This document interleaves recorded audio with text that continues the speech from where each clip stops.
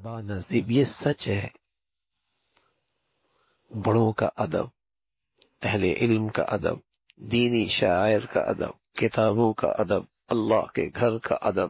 اور ادب یہ دل کے اندر کی کیفیت کا نام ہے، زبان کے بولوں کا نام نہیں ہے.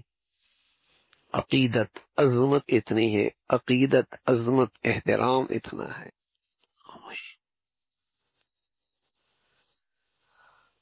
تو کبھی کبھی جنازے کا موقع ہو جائے مساجد میں، یا نکاح کا حال ہو جائے تو کیا حال ہوتا ہے. تو آج نظر آ رہا ہے کہ مسجد بھی اللہ کا گھر ہے اور موسیقی کی آواز سے یہ بھی خالی نہیں رہی. حرم بھی اللہ کا گھر ہے اور یہ گھر بھی اب موسیقی کی آواز سے خالی نہیں. موبائل چل رہے اور عجیب عجیب بیچ میں کہانی ہے. ہر گھر سے موسیقی کی آواز. پہلے مسلمانوں کے گھروں کا شعار تھا، ہر گھر سے قرآن کی آواز آیا کرتے تھے، اور اب ہر گھر سے موسیقی کی آواز آتی. پتہ ہی نہیں کہاں آئے، کہاں کھڑے. ادب، احترام.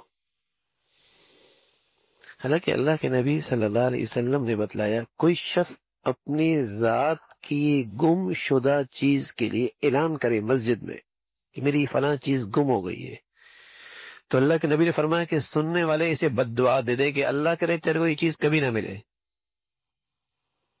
مسجد میں اعلان کرتے ہو اپنی ذاتی چیز کے لیے. فرمایا اللہ کے نبی فرمایا بد دعا دے دو، اللہ کرے تمہیں یہ چیز کبھی نہ ملے. اس لیے کہ اللہ کے گھر اس کام کے لیے تو نہیں ہے نا. اتنا اہتمام ہے. وَأَنَّ الْمَسَاجِدَ لِلَّهِ فَلَا تَدْعُوا مَعَ اللَّهِ أَحَدًا. یہ جو باہر ہمارے ممبر پہ بھی لگی ہوئی نہیں آیت کہ مساجد اللہ کے نام کے لیے، اللہ کے عظمت کے. ہاں، اللہ کے نبی نے اللہ کے دین کے لیے بس اوقات اعلان فرمایا ہے. ممبر رسول پر مسجد نبوی میں آپ نے اس کا اعلان فرمایا، لیکن اپنی ذات کے لیے یا کوئی اپنی ذاتی چیز گم شدہ ہو یا اپنی ذات کے لیے کسی چیز کا اعلان، یہ آپ نے کبھی نہیں فرمایا. تو مساجد کی عظمت، احترام، ادب بڑی چیز ہے. اچھا، پھر چونکہ بڑوں میں ادب ہوتا ہے تو جب بچے بڑوں کو دیکھتے ہیں تو وہ بھی اللہ کے گھروں میں ادب کے ساتھ آتے ہیں، احترام کے ساتھ آتے ہیں. وہ بھی بڑوں کے ساتھ ادب کا معاملہ کرتے ہیں، کیونکہ وہ دیکھ رہے ہوتا ہے نا، ان اپنے گھر کی زندگی نظر آ رہی ہوتی ہے، اپنے بڑوں کی زندگی میں چیزیں نظر آتی ہیں. تو پھر نسل در نسل یہ ادب کا سلسلہ، مبارک سلسلہ چلتا رہتا ہے. اور یہ ادب ہی دین پہ آنے کا پہلا قدم ہے.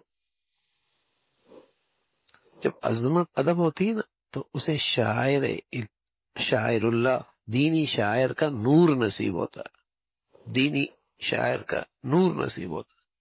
اور یہ بھی آپ بالکل تجربہ کریں گے کہ آپ کے دل میں جس شخص کی عظمت، ادب، احترام ہے، اس کی بات دل پہ اثر کرے گی.